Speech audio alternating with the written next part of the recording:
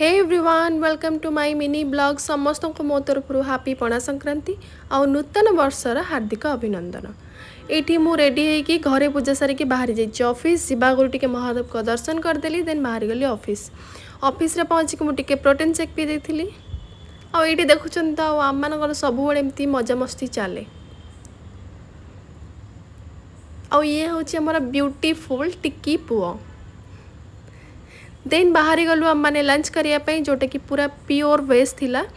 आउ इठी आम मान खाया भी आसीगला देन आम मैंने बसिक खाऊँ खाई पी सारिकी आम मैंने पुणी टे बाहर छिड़ाई मजा मस्ती कलु गपिलु देन बाहरी गलु ऑफिस इवनिंग रे ऑफिस रो फेरिकी मुझे मंदिर पड़े से माँ का दर्शन करदेली और महावीर का दर्शन करके आसीगली रूम को